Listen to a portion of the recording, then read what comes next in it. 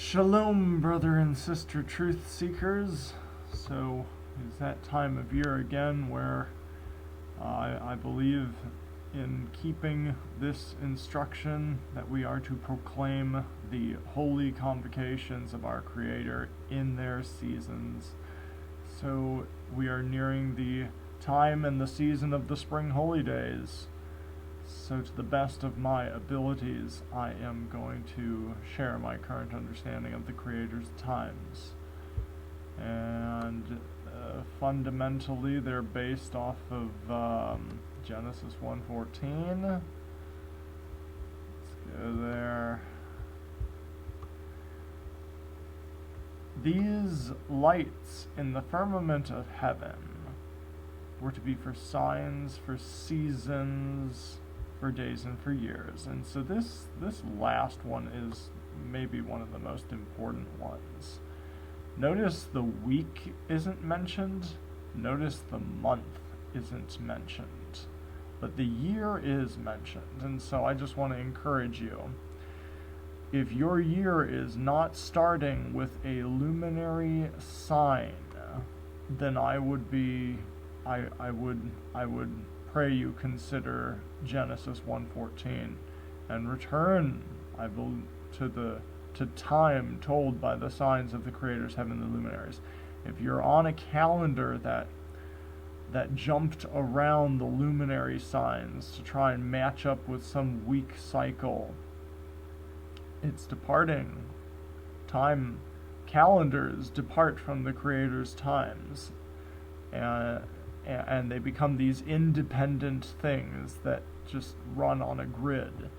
And there are many different ways that men try and jump the calendars around to stay in sync with the seasons. That's what they're all striving to do.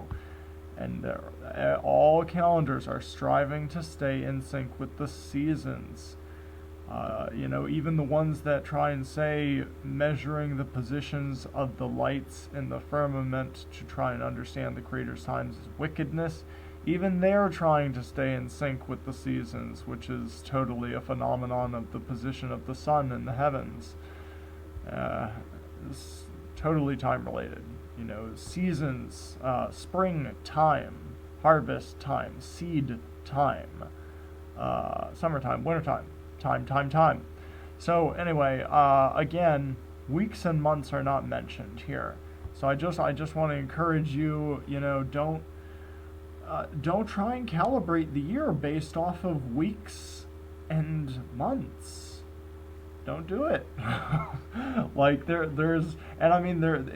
are as many different calendar understandings in Torah movements, like this awakening, this group that has awakened, as there are denominations in modern Christianity, and they all have these different ways to intercalate around the signs that declare the years, the division of the seasons, and some of them, seasons are a solar phenomenon, and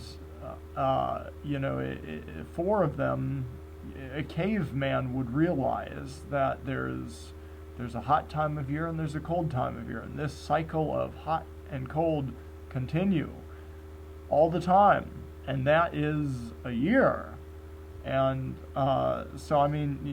some people use a calendar and try and sync it up with a week cycle. Some try to sync it up with month cycles, predominantly the lunar month cycles. And so I just want to touch on that for a moment. They jump around, and some years they end up having leap weeks, leap days, leap months. I don't believe in intercalation. I don't see it here. I don't see the Creator saying, "Let there be lights," and a set of rules to understand how time begins. You have to count 3 or 4 days ahead or behind of these luminary signs. I don't see it here. I don't see him saying to look for Abib harvests here. It might have coincidentally occurred when they were coming out of Egypt, but that's not what dictates time. It's the position of the heavenly luminaries that dictate time. And so I just want to jump real quick into the month again, realize weeks and months are not mentioned in this verse that defines time. The Creator's set times for us, not his calendar, not these calendar grids that end up running by themselves independent of the witness of the heavenly luminaries. But so the I just lost my train of thought. Well, I wanted to talk about the months. Realize there's an absence of month and weeks here, and so the month cycle is something I think that needs to be studied out diligently. But just very quickly, I'm going to show you there are two different words for month and moon in Hebrew, because the King James translation that so many are familiar with has this biased translation of moon, and when you see the phrase in the new months. But please look into it. You will see that there's a completely different word for moon, and completely different word for month. And the Hebrew word that appears when you see that phrase in the new moon in the King James Bible is actually this word. So that's a big biased mistranslation, and it should be saying in the new month. And I just want to encourage you, let's see, 12 months of the year, 12 months of the year. Let's see what it says. 0, oh, because it's not the number. 12? Do I know how to spell this evening? I do not know how to 12. How embarrassing. Let's just do months of the year. I know that's in there. Oh wow, how are we not getting there? What have I done wrong? Months of the year? See, I'm just gonna have to find it here in the last chapter, see what I'm doing wrong. Ah, there. Okay, I clicked on the wrong button. Fruit.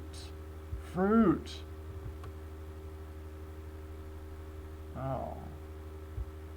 Every month. Okay, see, it wasn't stated like that. Anyway, listen, the book of Revelation says 12 fruits.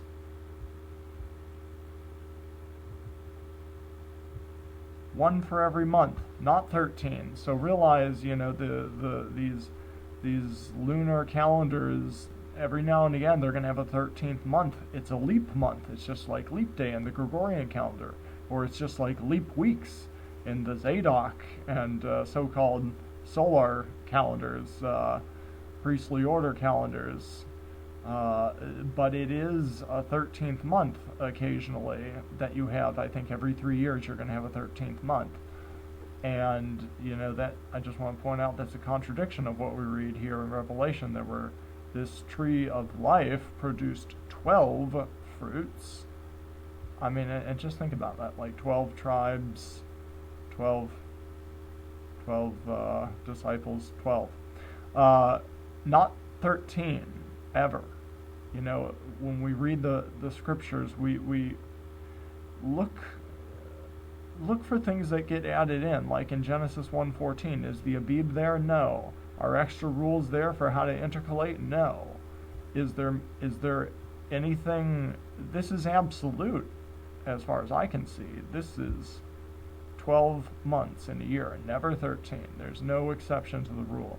There are a couple other examples in the Chronicles, and I think in Kings, that are talking about like the priestly order, and then like servants or captains of the guard for the king or something. And I mean, it's talking about different times of the year that they would render service, and it was 12 there too. And so I just want to encourage you. Genesis 1:14 didn't have the month concept in it.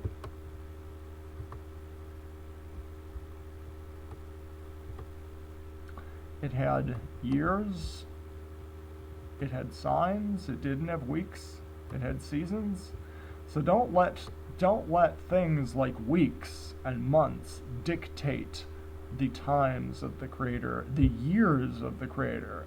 Let the signs dictate the years of the Creator. And so, I guess we'll jump right into the signs that diligent truth seekers collected this year. Where are we? The witnesses. So, the way this works is, I just try to collect everyone's data I can, who I heard from. I guess I have a few modern sciences claims down here just for comparison's sake. Sometimes I provide their contact information. Sometimes they want to remain anonymous. But if you want to get a hold of these truth seekers, if you're curious to know what they were seeing in different parts of the world, either reach out to the information they provided or let me know and I'll get a hold of them for you. There's a sign that closes out the season, and then the day following is the new year. It's kind of easy to understand, when the sun is hitting an extreme position in the heavens. Like, it needs to hit that extreme position first, and then once it's hit that position, then the day following is the first day of the new season. Like, for example, the longest day of the year. Like, the days are growing longer and longer and longer and longer and longer, and finally you get the longest day of the year. Well, that longest day of the year is included in the season that the days were going longer and longer and longer and longer, not after, not in the season following. You don't put the longest day of the previous season as the first day of the following season. So the pattern is that these sign days are they precede the heads of the seasons. And whether or not you value Enoch 1, the luminary sections of Enoch 1,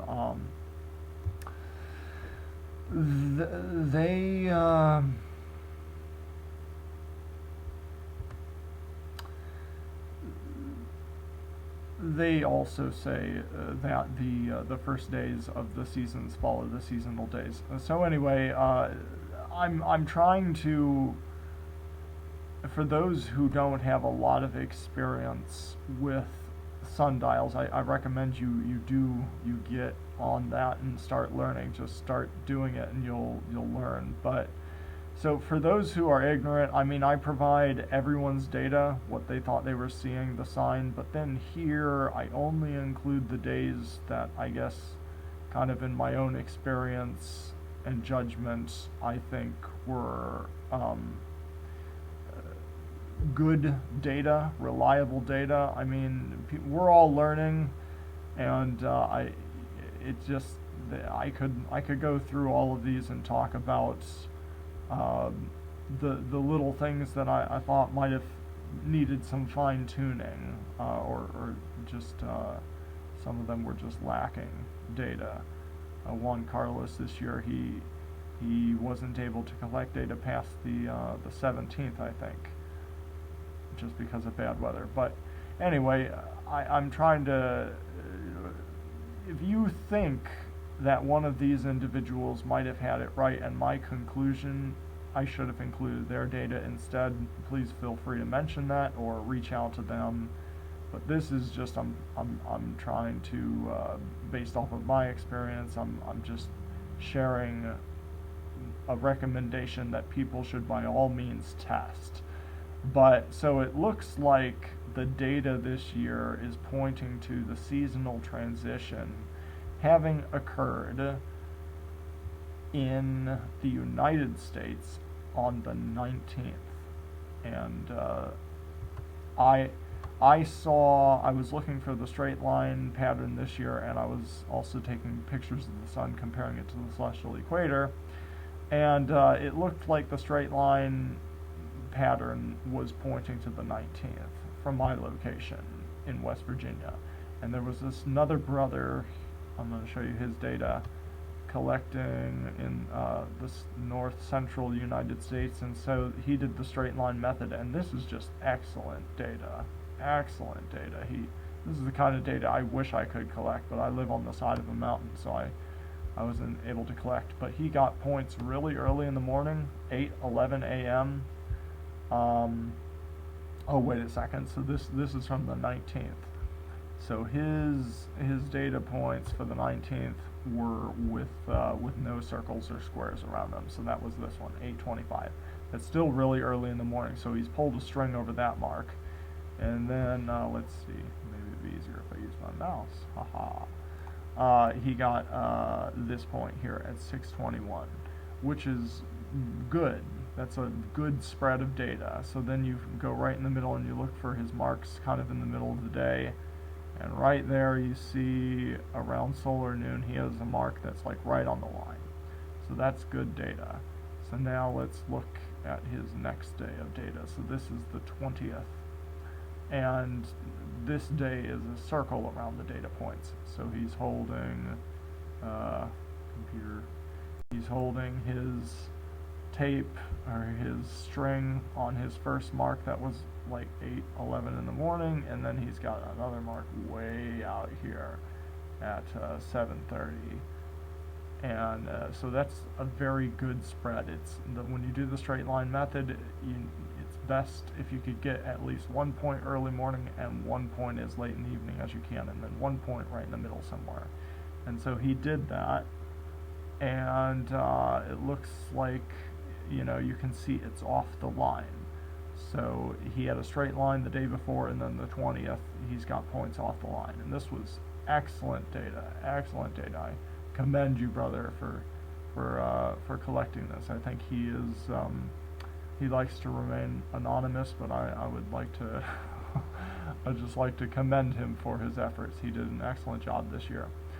So there's an interesting phenomenon that occurs, and that is there's something called the international date line, and it's man-made. And you can just tell by the squiggly nature of this line, it's something that man just came up with. But the Creator does have something similar. Like this international date line is where time begins. Like the 24-hour clock and the Gregorian dates turn over when the sun crosses this line. It's a different date. So, not this crazy thing, but the Creator does have his own international date line. And because the solar cycle appears to be 365.24-ish days long, that line actually jumps every year. Let me see if I can find that.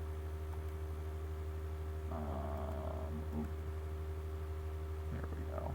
So it's something like this. Like instead of this crazy wiggly line, and this I measured in stellarium. So it's something like this. It might not be exactly like this, but that 365.24 day cycle, say it ended and the sun finished its north-south shifting, which gives you that cycle, and it completed a cycle here. Well, the next year it's going to return to the same north-south position.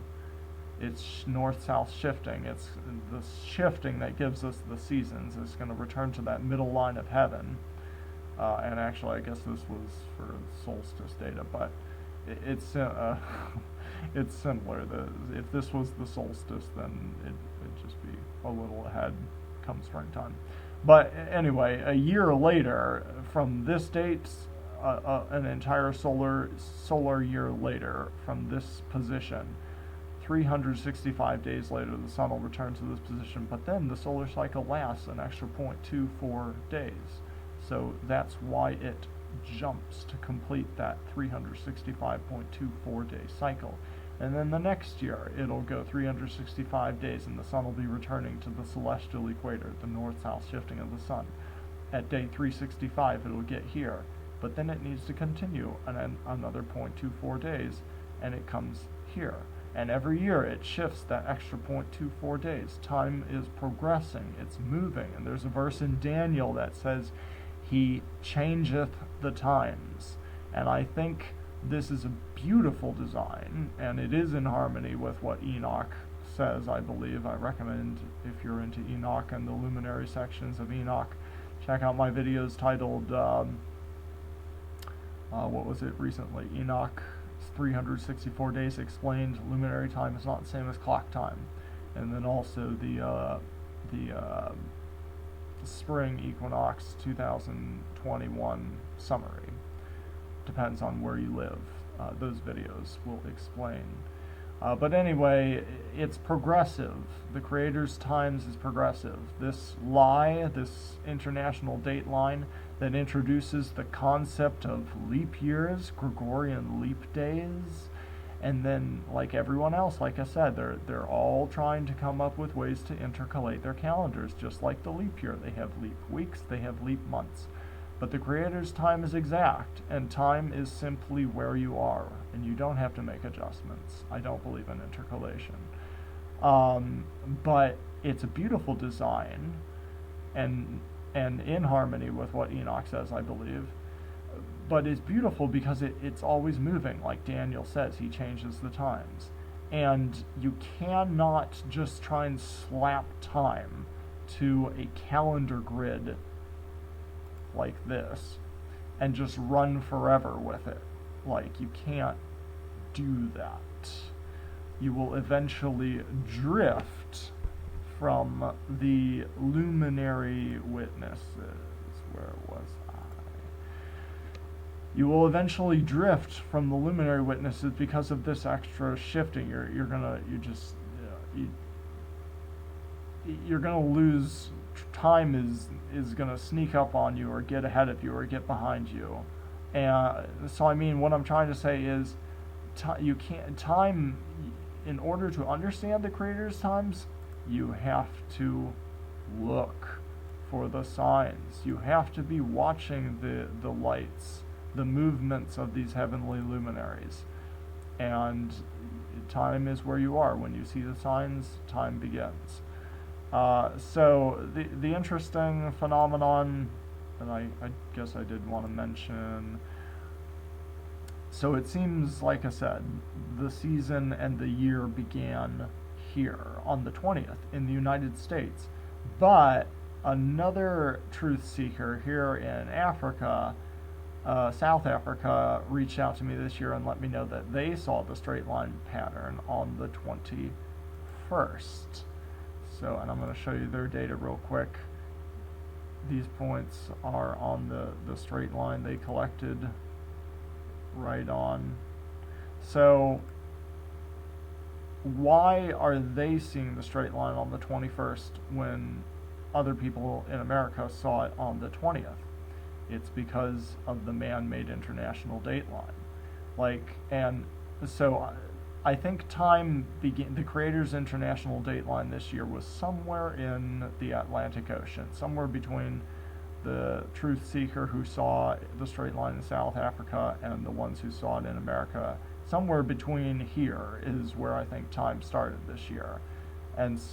So I mean, it was the 20th when people in America were seeing the sign. But as soon as the sun crosses over this man-made international date line, the Gregorian date changes. So if this line didn't exist, then as the sun continues to progress west, people in Australia and people in South Africa would have seen the straight line in the same 24-hour cycle that the people here in America saw it. But because of this Gregorian international date line, the date shifts, and so it looks like it's a day off, but it's not. So yeah, I believe there was also witnesses. It seems like, well, actually, I don't think I've seen pictures of the witnesses in Australia yet, but definitely this one looked good and this one looked good, and that was kind of enough to be able to figure this out. So that's what it's looking like this year. And so what does that mean for the calendar and the times? This is color-coded. Hopefully you're not colorblind, but to show you what these different dates mean. And in America, like I said, it was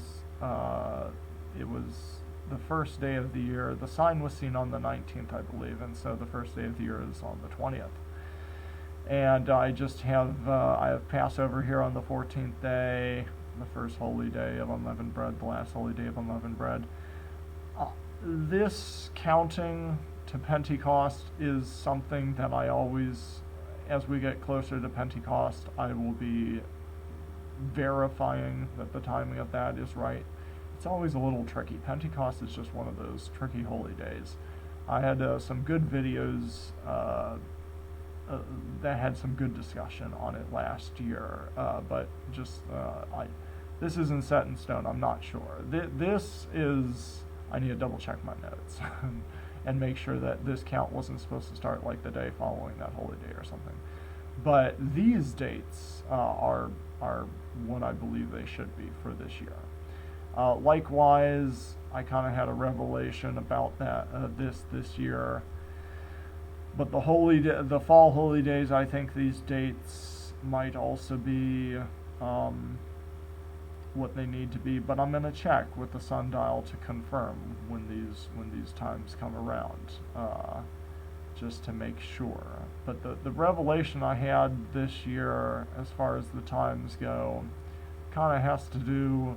I want the luminary signs to confirm the times for Genesis 1:14. I don't want to just run away with counting and just create myself this grid and just count away. Like I'm looking for signs to confirm the times. And so, and remember, months wasn't mentioned in Genesis 1:14. But you have to realize seasons are mentioned and years are mentioned. And what this calendar is it's a solar year, if I didn't mention that yet. It's a solar year, and the first day of the solar year is the first day of the solar season of spring, see? And it's also the first day of the first solar month, okay? So, the book of Enoch mentions that there are different month cycles, like the sun, the moon, and I think even the stars, maybe, they all have different month cycles, definitely the sun and the moon. And so, like, it's just that this is a solar month, and the first day of the solar month, first day of the solar season, the first day of the solar year, all begin on the same day, like fingers in a glove. And so, Genesis 1:14 might not have mentioned months, but it did mention seasons and it mentioned years. And so the thing you have to realize is a solar calendar, having solar months and solar seasons, you can extrapolate the months, but I mean they all line up perfectly. Like, so okay, if you're looking at the solar months and the solar seasons, the last day of the 6th solar season,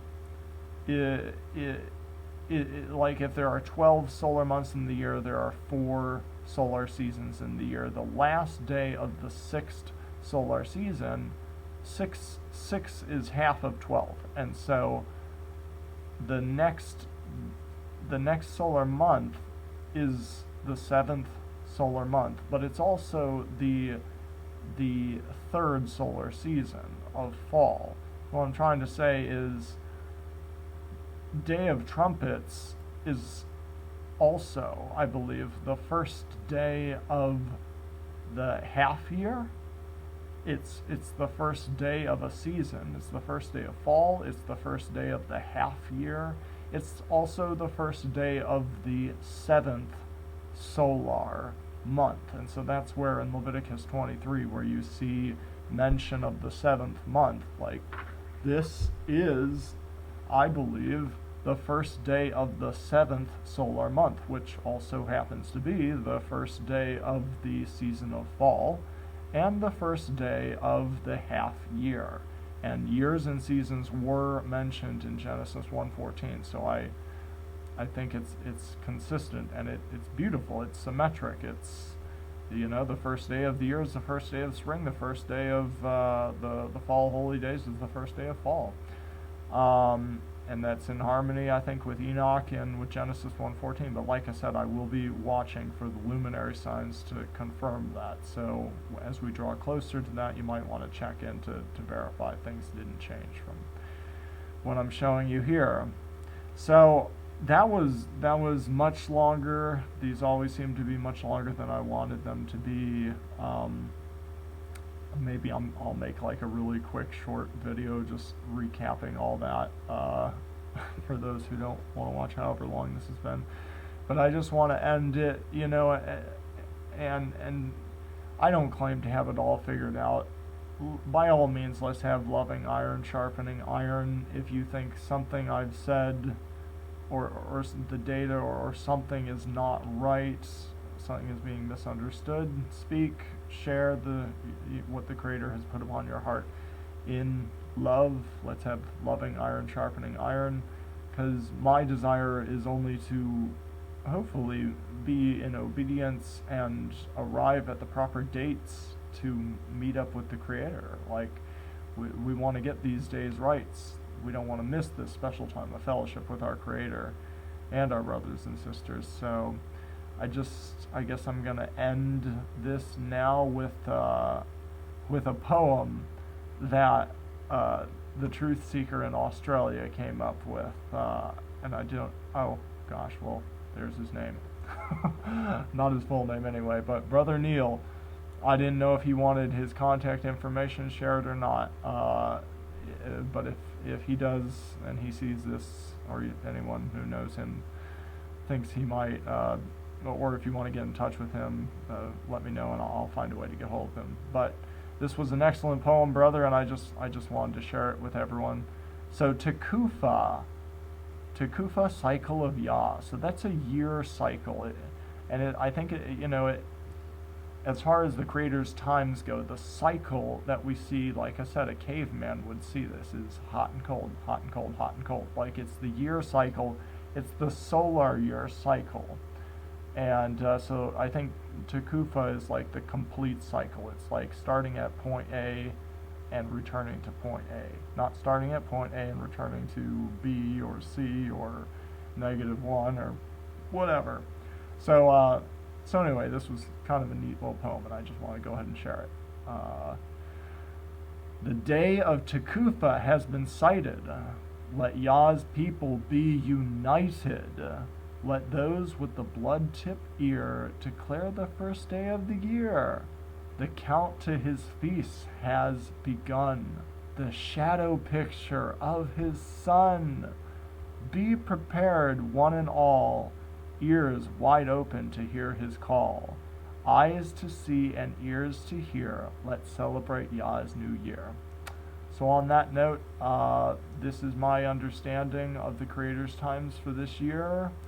Not a calendar, but we use these calendars to kind of understand, but you can't let the calendar get away from the luminary signs per Genesis 1:14. It's a frame of reference to understand, but realize that the word calendar is one of those words that you don't see in the scriptures. Kind of like legalism, the doctrine of legalism. That word legalism doesn't appear in the scriptures. So be cautious of doctrines that are founded on words that don't appear in the scriptures, and calendar is one of them. Don't let the calendar get away from the luminary signs of Genesis 1:14.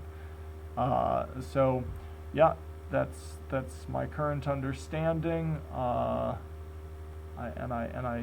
do pray that the Spirit will convict each and every one of us and lead us into all truth. And if you are obeying to the best of your understanding and you have peace about that, and only you and your Creator know that. I'm not here to judge anyone. I'm just in love and humility sharing what I think is, trying to let my light shine. I could be wrong, but let's have iron sharpening iron about that. But I pray that you're blessed on these special holy days coming up. If you are keeping these times in the integrity of your heart to the best of your understanding, and the Creator has given you peace about that, I do hope this is a special time for you. And in general, I hope Abba blesses all of you as you continually seek His truth in love with a pure heart.